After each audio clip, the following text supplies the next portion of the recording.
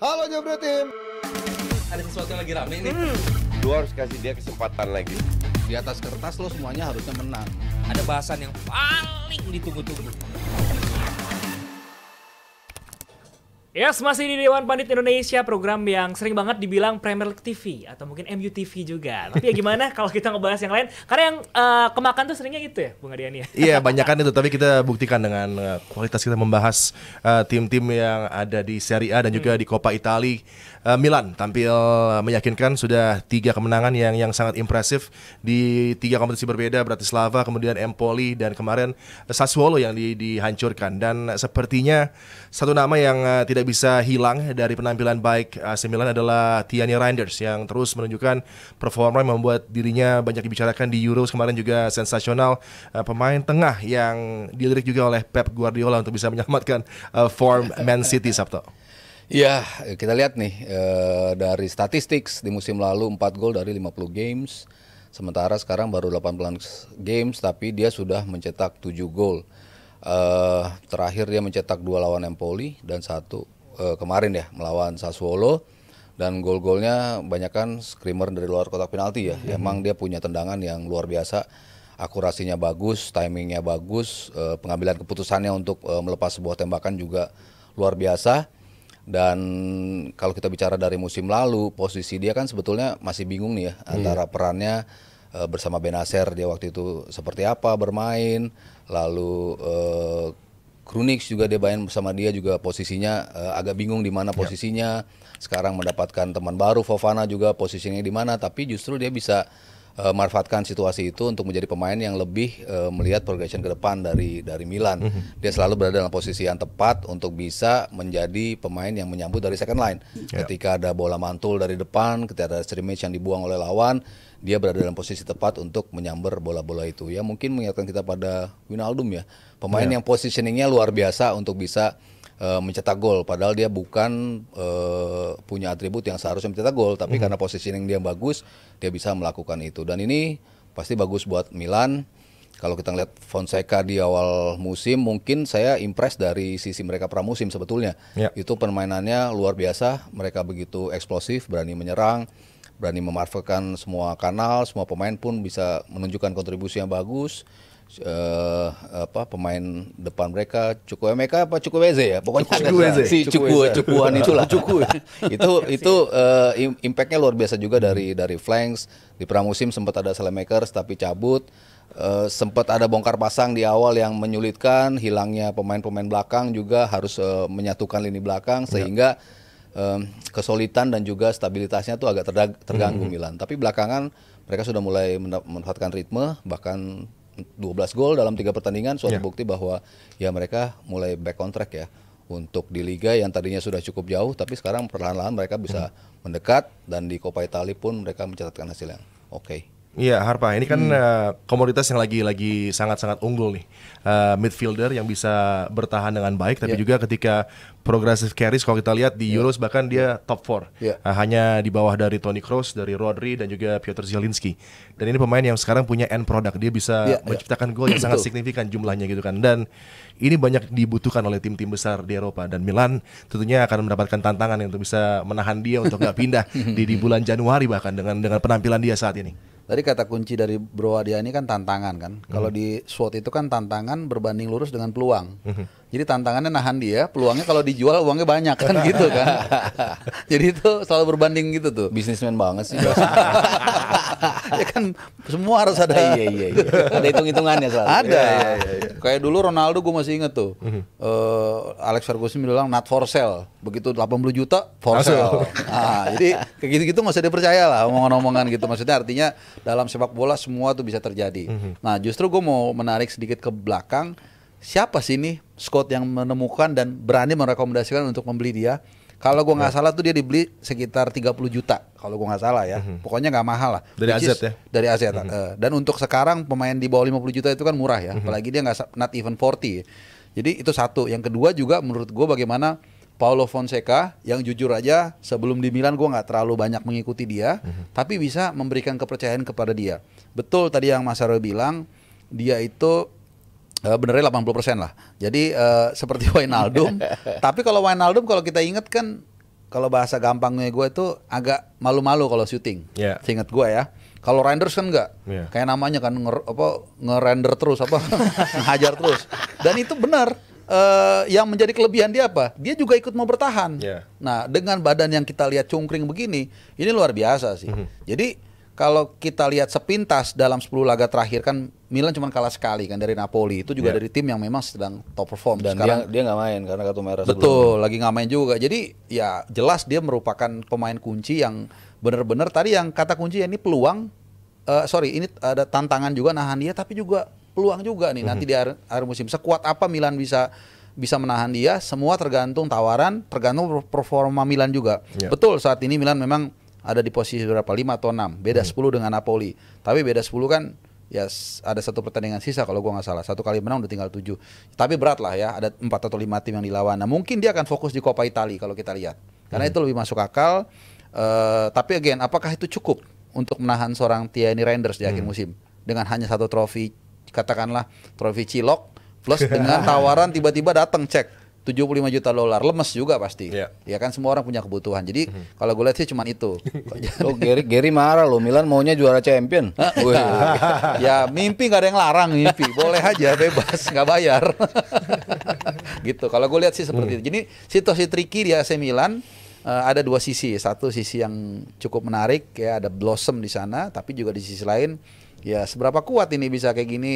Kan maunya kayak gini nih, bahkan bukan ditahan aja, kalau perlu ditambah lagi kan, supaya untuk mengharapkan untuk menghidupkan harapan kalaupun tahun ini gagal untuk Scudetto paling nggak tahun depan. Dan ini kan bicara tentang AC Milan ya, pemain-pemain yang harusnya stay di Milan karena Milan punya reputasi, punya prestasi yang begitu impresif di Europe dan juga di Italia gitu. Tapi bagaimana keadaan finansial di Serie A dan untuk Milan juga gitu kan, itu agak susah gitu. Reputasi kalau gajinya nggak ada susah juga. Sementara ya City datang lemah, dia telepon, dia dengar teleponnya dia, halo dari Pep, ya pasti geter juga badannya. Gitulah. Iya. Dan kalau kita lihat kan kalau si Fonseca ini bersama AC Milan, walaupun di Serie A masih peringkat 5 atau 6 gitu kan, tapi di Champions League juga cukup istilahnya DNA Champions League itu ada gitu. Ini apakah si Fonseca ini udah mulai menemukan permainannya bersama Milan atau gimana nih ke depannya untuk konsistensi juga? Iya, kalau dari gaya main sih sebetulnya yang tadi saya bilang ya, sejak pramusim dia udah nunjukin, oh kita akan bermain seperti ini. Dan works ternyata buat Milan. Dari sisi offense mereka cukup balance dan bertahannya juga cukup oke juga. Terutama dari sisi offense ya, mereka punya kemampuan winger yang bagus-bagus dan juga bola-bola dari tengahnya pun keren-keren juga. Mau lo rotasi siapa kayak Pulisic yang lo mainin, kayak si Loftus-Cheek kemarin tampil luar biasa melawan Sassuolo.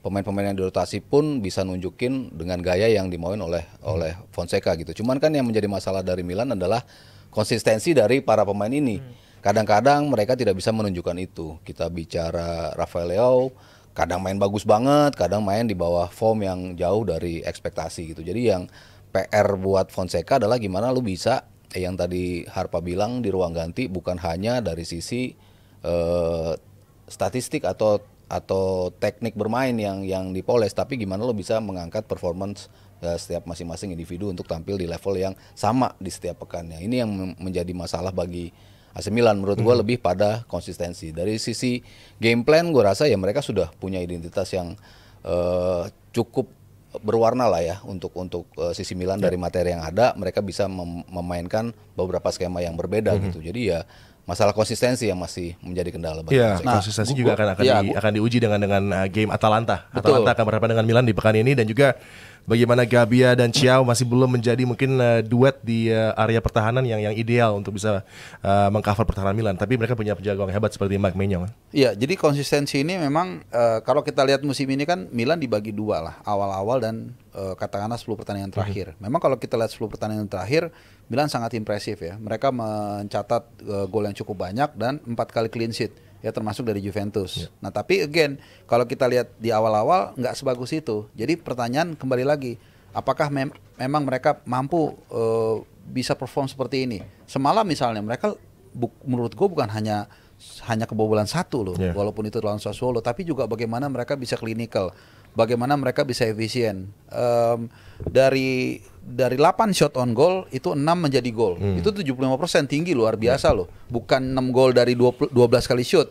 tapi dari 8 kali shoot on goal. Nah, pertanyaannya nanti lawan Atalanta bisa nggak seperti itu atau lawan berikutnya dia. Nah, ini yang kadang-kadang menjadi masalah tim yang quote by quote muncul dadakan karena mungkin ada 1-2 pemain yang tiba-tiba bersinar. Nah, gue nggak tahu bisa apa nggak. Kalau ngeliat main Atalanta itu agak berat juga sih menurut gue. Cuman ya again dalam sepak bola apapun bisa terjadi lah. Iya, asal jangan main negatif lagi ya seperti lawan Juventus gitu kan. Iya. Kali ini dengan Boring form, banget iya dengan Tammy Abraham juga tampil bagus, Yes, betul. Rafael Leao juga oke gitu kan. Harusnya lebih berani untuk menghadapi Atalanta yang sedang memulai satu proses yang luar biasa menuju titel mungkin karena start mereka sangat mengesankan di Serie A saat ini.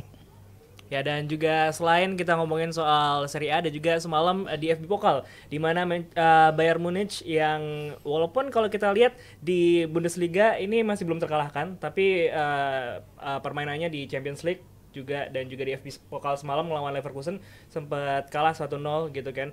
Ini gimana ngelihat Vincent Kompany walaupun di awal kan ini pelatih sempat dibuja-buja gitu kan karena dia udah langsung nyetel. Ntar siapa yang puja-puja? Nggak ada. Iya kan kayaknya nggak ada deh. Nggak ada. Enggak, yang menurut gua tuh bukan dipuja-puja, tapi bingung mungkin orang ya. Lebih kebingung karena Mungkin publicist PR-nya Kompany pinter untuk bisa mempromosikan dirinya sendiri karena tim yang diasuh kan juga degradasi. iya, jadi lebih kepada bingung sih. Jadi bukan ya.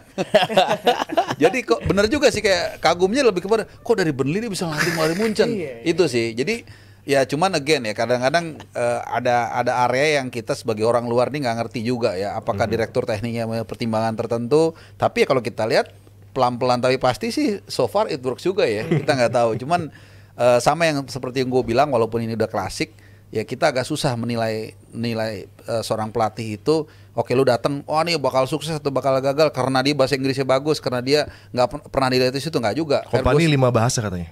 Iya justru itu. Apakah itu jaminan kan gitu kadang-kadang. Kadang-kadang Bener. kayak pelatih di sini nggak bisa bahasa Indonesia tapi bagus kok. Jadi kayak gitu tuh ya kita hanya bisa mungkin menerka-nerka secara kasar gitu. Balik lagi kalau kita mau jauh banget ke belakang dulu Ferguson waktu datang siapa yang tahu nama dia? Wenger waktu ke Arsenal bahkan diejek, bahasa Jepang lu udah lancar belum? Kan dia dari Jepang kan. Ternyata sukses gitu. Nah sama juga dengan Vincent Kompany, makanya begitu pelatih baru datang ke klub itu, biasanya gue hanya memberikan fakta aja. Oh dia dulu di sini, dia pernah begini, dia posisinya dulu striker, dia pernah dilatih ini. Nah, apakah dia bakal sukses? No one knows. Nah, demikian juga dengan Vincent Kompany kan, semua orang meragukan dia. Ya walaupun kagum karena dia dari Burnley bisa ke Munchen ya kan. Tapi ya kita lihat pelan-pelan ternyata dia mulai bisa improve dan again itu akan dibuktikan di bulan Mei nanti atau Juni mungkin.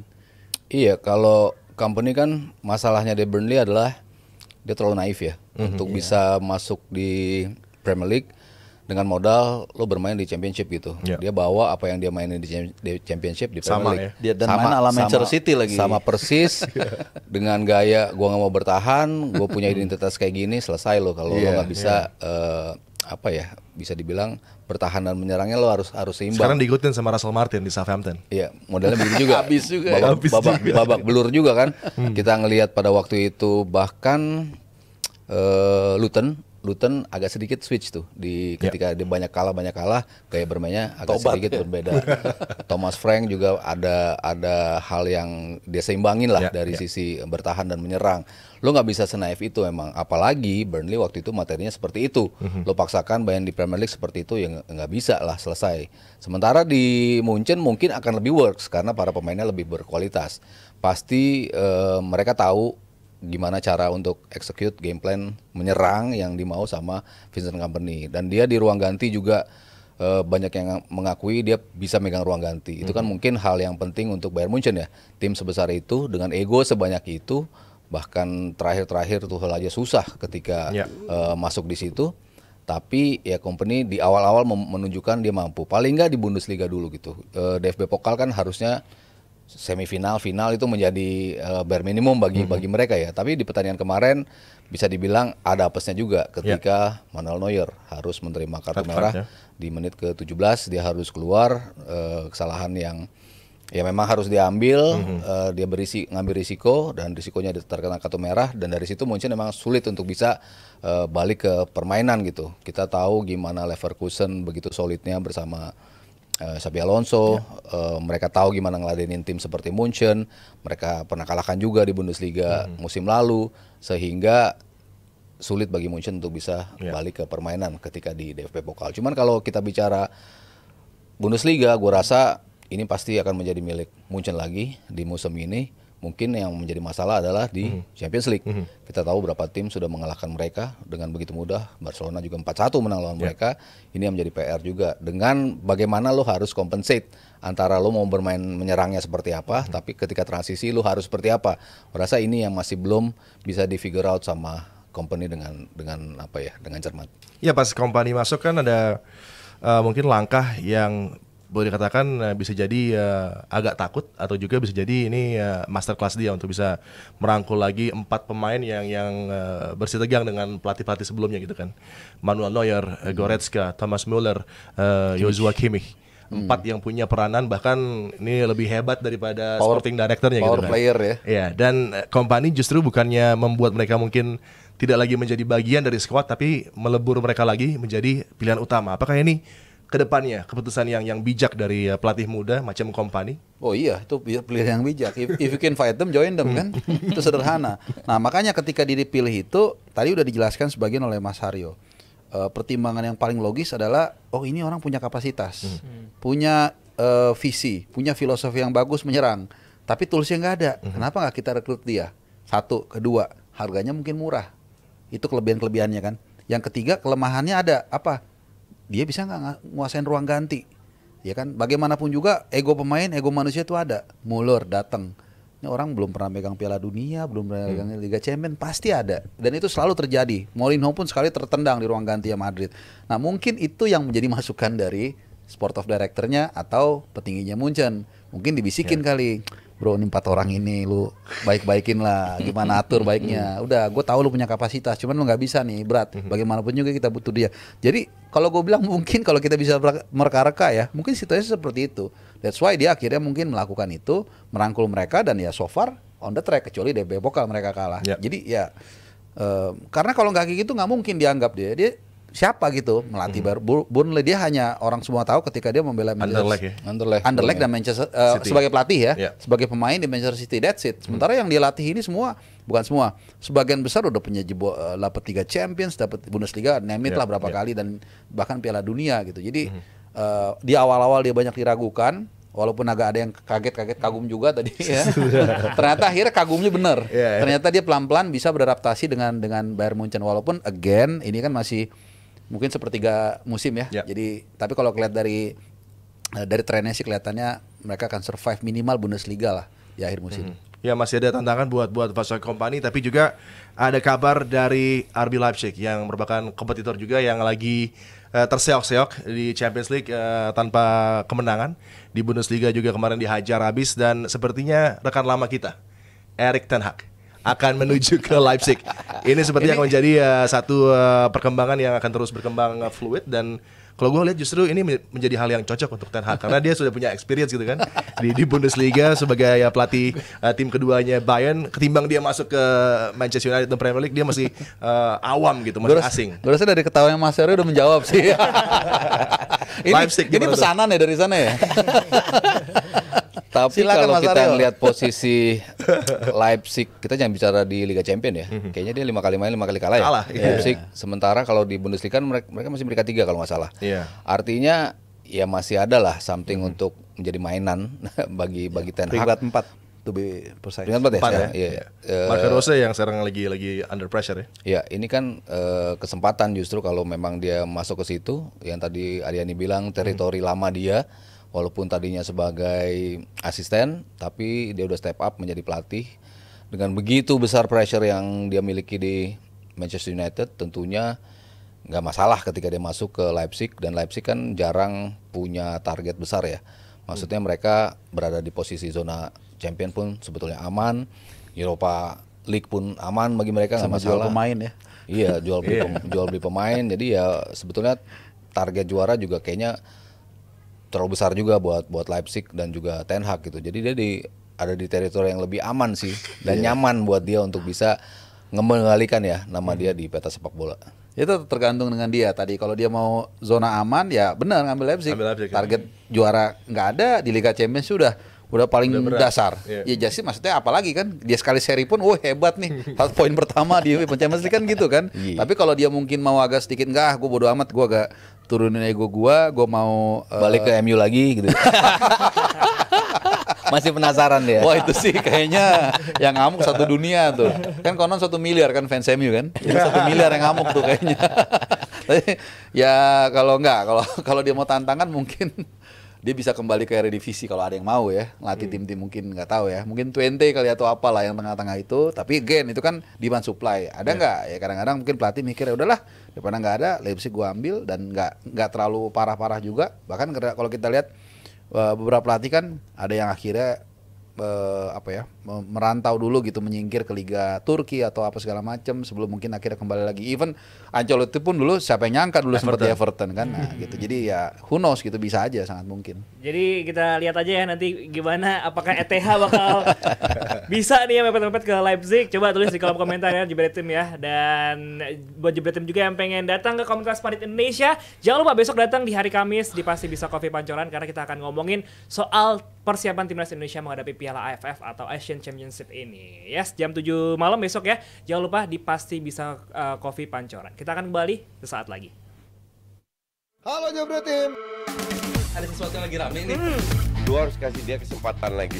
Di atas kertas lo semuanya harusnya menang. Ada bahasan yang paling ditunggu-tunggu.